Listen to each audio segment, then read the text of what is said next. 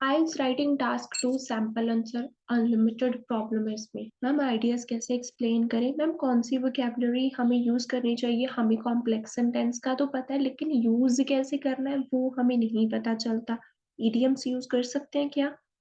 अगर आप लोगों को ये सारी प्रॉब्लम है तो इस वीडियो को एंड तक देखना। सारी प्रॉब्लम आपकी है वो इस वीडियो के बाद है, सॉर्ट आउट है, हो जाए। Hello guys, welcome back on my YouTube channel. So here is MK in front of you.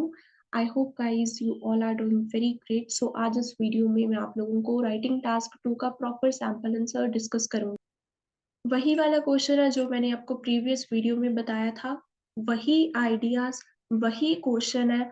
आज आपको मैं बताऊंगी कि किस तरीके से आइडियाज को हम एक्सप्लेन कर सकते हैं।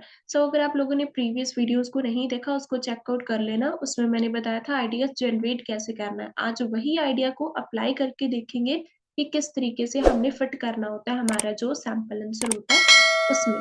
ठीक है, तो देखो, बेसिकली ये हमारे पास क्वेश्चन था। Some people think that robots are important for humans. कुछ लोग बोलते हैं कि रोबोट्स जरूरी होती हैं। Others believe that they put negative impact. दूसरी तरफ लोग सोचते हैं भी इनका नेगेटिव इफेक्ट होता है। Discuss both views and give your opinion. अपने दोनों व्यूज को डिस्कस करो और ओपिनियन बताओ। ठीक है, हमारे पास कौन सी टाइप है? Discuss both view and give opinion वाली टाइप है। इसका जो स्ट्रक्चर है वो मैंने प्रीवियस वीडियो में आपको बता दिया है। क्वेश्चन क्या बोल रहा है? कुछ लोग बोलते हैं भी रोबोट्स जरूरी है, कुछ लोग बोलते हैं भी नहीं, इनका नेगेटिव इम्पैक्ट पड़ता है। देखते हैं, सबसे पहले इंट्रोडक्शन को बनाते हैं, रीफ्रेज और थीसिस लाइन को ऐड करते हैं। रीफ्रेज करते समय इस चीज का आपने ध्यान रखना है, जिस वर्ड का आपको सिनोनिम पता है उसको लिख दो, जिसका नहीं पता उसको आप सेम भी लिख सकते हो। इट्स नॉट इम्पोर्टेंट कि आपको हर वर्ड ही चेंज करना होता है, यहाँ ये बात कहीं पर भी नहीं लिखी हुई है। ठीक है, देखो, it is considered bye few indigenous. Indigenous means people. ये बात कंसीडर की जाती है कुछ लोगों के द्वारा। Automatic machines, automatic machines means robots are imperative. Imperative means important. जो रोबोट्स है वो जरूरी होती है ह्यूमंस के लिए। whereas others find that they put destructive impact on them। दूसरी तरफ लोग ओपाइन करते हैं, ये सोचते हैं कि इसका डिस्ट्रक्टिव इम्पैक्ट पड़ता है, नेगेटिव इम्पैक्ट पड़ता है। अब जो मैंने रिफ्रेज किया है और जो क्वेश्चन बोल रहा है, दोनों का मीनिंग सेम है, सिर्फ मैंने बीच में वोकैबुलरी को ऐड किया है। कि कुछ लोग ये मानते हैं कि रोबोट जरूरी है और कुछ लोग कहते हैं कि इसका नेगेटिव इम्पैक्ट पड़ता है। सेम बात मैंने भी यहाँ पे एक्सप्लेन कर दी है। थीसिस लाइन देखो, this essay will explicate both the views along with my perspective. कि ये जो ऐसे एक्सप्लेन करेगा दोनों व्यूज को और साथ साथ में मेरा पर्सपेक्टिव भी बताएगा, मेरा ओपिनियन भी बताएगा कि मेरे अकॉर्डिंग रोबोट जरूरी है या फिर ये नेगेटिव इम्पैक्ट डाल दे, ये भी बताएगा। कमेंसिंग विद फॉर्मर व्यू, पहले व्यू के साथ हम लोग शुरू कर लेते हैं। Robots are fruitful. रोबोट्स क्या इंपॉर्टेंट हो रही है? द प्रोमिनेंट वन, जो मेन बेनिफिट है किसका? रोबोट्स का। अब देखते हैं कौन सा हमने बेनिफिट इसमें बताने की कोशिश की है। इट सेव देयर टाइम, इससे टाइम सेव होता है। अब मैंने एग्जामिनर को समझाना है कि रोबोट से टाइम सेव होता कैसे है, यही आइडिया था ना प्रीवियस वीडियो। सबसे पहले तो मैंने कनेक्टर यूज कर लिया। इन अदर वर्ड का कोई भी आप कनेक्टर यूज कर सकते हो एक्सप्लेन करने के लिए। If individual use robots in their daily life in order to accomplish their task, अगर लोग रोबोट्स का यूज करेंगे अपने काम को करने के लिए, then their time will save, उनका टाइम है सेव हो जाएगा। क्योंकि जो रोबोट्स हैं विदाउट ब्रेक्स काम करते हैं और ज्यादा फास्ट काम करते हैं, जिससे क्या लोगों का टाइम है वो सेव हो जाता है।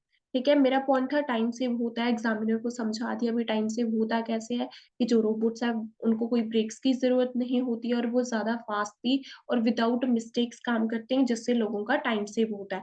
अब टाइम सेव के ऊपर ही मेरी एग्जाम्पल जाएगी, सिर्फ टाइम सेव का ही मेरा आइडिया था, टाइम सेव को ही मैंने एक्सप्लेन किया, टाइम सेव की ही मेरी एग्जाम्पल जाए। To epitome, it was a headline in the newspaper reveal that, ये हेडलाइन आई थी न्यूज़पेपर में। क्या चीज बताई है कि कनाडा में जो कैनेडियंस है ना, use electronic machines in their life, वो रोबोट्स का यूज करते हैं अपनी डेली लाइफ में, by which they save their huge time, जिसकी वजह से उन्होंने अपना बहुत सारा टाइम सेव किया है। किसकी वजह से किया है? रोबोट्स की वजह से किया है।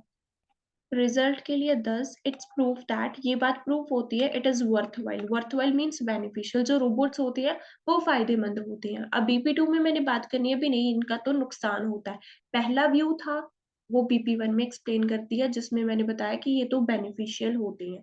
अब बीपी 2 में दूसरा व्यू बताना कि नहीं, इनका तो नेगेटिव इम्पैक्ट पड़ता है। देखते हैं कौन सा बताया हुआ मैंने इसमें। Moving towards latter notion, latter का मतलब होता है बाद वाला जो स्टेटमेंट है उसकी तरफ मूव करते हैं। There are multifarious negative effect of robots on multitudes, multitudes means people, multifarious means बहुत सारे नेगेटिव इफेक्ट है रोबोट्स के। तो पैरामाउंट डिसएडवांटेज, जो मेन डिसएडवांटेजेस है वो क्या है, it might be escalated the chances of health hazards, robots की वजह से हेल्थ हैजल्स के चांसेस इंक्रीज हो सकते हैं। हैजल्स मीन्स प्रॉब्लम, हेल्थ प्रॉब्लम आएंगी। एस्केलेट का मतलब होता है इंक्रीज होना। अब मैंने एग्जामिनर को समझाना है भी हेल्थ प्रॉब्लम और अनएम्प्लॉयमेंट कैसे होगी रोबोट्स की वजह से, ठीक है। To elaborate it, when people overly rely on it, जब पर्सन ज्यादा ही यूज करेगा रोबोट का अपनी डेली लाइफ में, then chances of numerous diseases will escalate, तो उससे क्या होगा, बहुत सारी बीमारियां हैं वो लगनी शुरू हो जाएगी। बिसाइड दिस, इसके साथ साथ majority of the organization use electronic equipment instead of workers which search the possibilities of jobless masses in the society. जब सभी बिजनेस है वो रोबोट्स का यूज करेंगे काम करने के लिए, तो वर्कर्स की तो जरूरत नहीं पड़ेगी। अगर वर्कर्स को काम नहीं मिलेगा तो अनएम्प्लॉयमेंट जनरेट होगी। अब मैंने इसमें दो आइडिया बताए हैं, आप एक भी बता सकते हो। It's totally depend upon you, जैसे आपको कंफर्टेबल लगता है वैसे कर सकते हो। पहले मैंने बताया कि इससे बीमारियां लगती हैं, कैसे लगती हैं, अगर ज्यादा टाइम तक हम रोबोट्स का यूज करेंगे, हम तो कोई भी फिजिकल काम नहीं करेंगे, तो उससे क्या होगा, बीमारियों के चांसेस है वो इंक्रीज हो सकते हैं। दूसरा, अनएम्प्लॉयमेंट कैसे होगी, जब सभी बिजनेसेस हैं वो यूज करेंगे रोबोट्स का, वर्कर्स को हायर नहीं करेंगे, तो अनएम्प्लॉयमेंट ऑब्वियसली होगी। अब इसके ऊपर ही मैंने एग्जांपल देनी है, सो एग्जांपल को देख लेते हैं। अब एग्जांपल के लिए कौन सा कनेक्टर मैंने यहाँ पे यूज किया हुआ है। For example, a survey was conducted by high authority, high authority ने एक सर्वे कंडक्ट किया था, फाउंड दैट, क्या चीज बताइए, most of the multitudes had lost their job owing to robots, ये बहुत सारे लोगों की जॉब चली गई है रोबोट्स की वजह से। सो रोबोट्स की वजह से क्या हुआ है, अनएम्प्लॉयमेंट हुई है, ठीक है।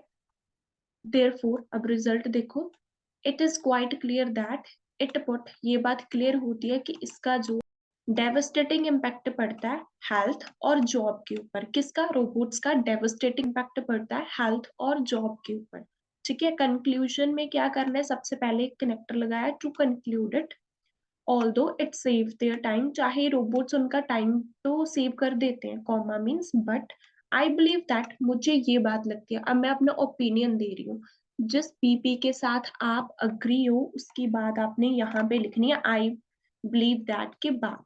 सो मेरे अकॉर्डिंग इसका जो बैड इम्पैक्ट है वो हेल्थ और एम्प्लॉयमेंट के ऊपर पड़ता है, किसका, रोबोट्स का। मेरे अकॉर्डिंग जो रोबोट्स है उनका नेगेटिव इम्पैक्ट पड़ता है। सो मैं कौन से बीपी के साथ हूँ, बीपी 2 के साथ हूँ।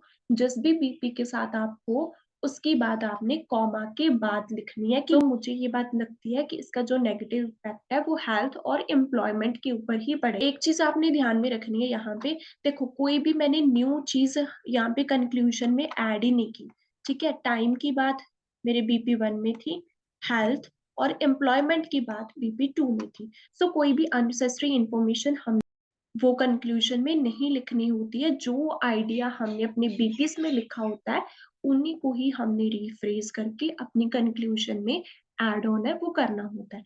सो अगर आप इस पैटर्न को फॉलो करते हो ना, तो आपका स्कोर डेफिनेटली आ जाएगा, आपका जो एग्जाम फर्स्ट अटेम्प्ट में ही क्लियर हो जाएगा। Thank you so much for watching IELTS with MK channel.